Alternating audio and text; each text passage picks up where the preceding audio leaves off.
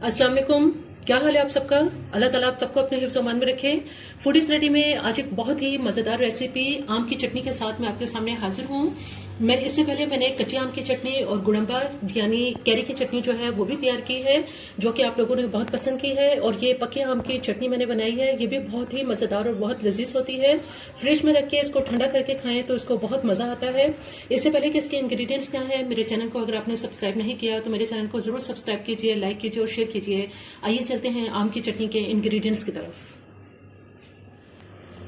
मीठे आम की चटनी बनाने के लिए यहाँ हमारे पास आम है, ये मैंने 3 अदद आम लिए हैं। इसमें हम चटनी बनाने के लिए इसमें 4 टेबल स्पून चीनी का इस्तेमाल करेंगे। इसके अलावा कुछ मसाले हैं जिसमें हाफ टी स्पून मैंने नमक लिया है, 1 टीस्पून जो है वो रेड क्रश्ड पेपर है और इसमें 1/4 टीस्पून जो है वो कलौंजी ली है और 1/4 टीस्पून ही इसमें अजवाइन ली है। अब सबसे पहले जो हमारे पास ये मैंगो है, इसका छिलका उतारने के बाद इसका पल्प जो है वो निकाल लेते हैं। सबसे पहले आम का छिलका उतार लेंगे। आम का जो मैंने आमों को बहुत अच्छी तरह से पहले वॉश कर लिया है। वॉश करने के बाद अब इसका छिलका उतार के इसका सारा पल्प जो है वो निकाल लेंगे।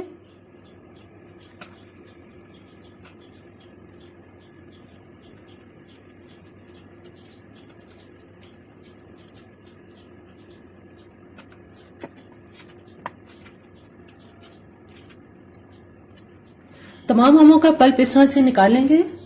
तीनों आमों का जो पल्प है वो निकाल लिया है। अब इसको हम ब्लेंडर के अंदर ब्लेंड कर लेते हैं।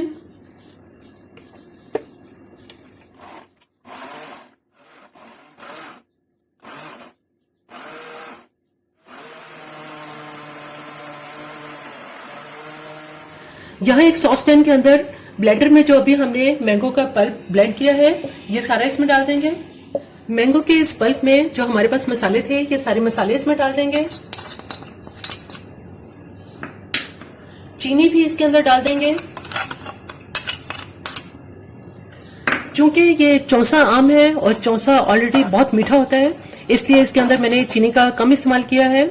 ये आपकी अपनी चॉइस है। अगर आप इसको स्पाइसी बनाना चाहते हैं तो आप इसमें रेड क्रश्ड पेपर ज़्यादा डाल दें, और अगर इसको मीठा रखना चाहते हैं तो मिर्चों की आप क्वांटिटी कम कर दें और चीनी ज़्यादा डाल दें।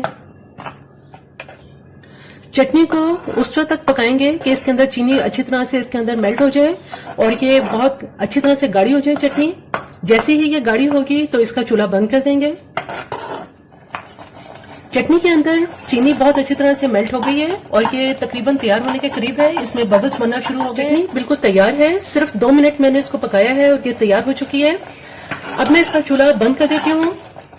आम की चटनी ठंडी हो चुकी है। इसको अब एक सर्विंग बाउल में निकालते हैं।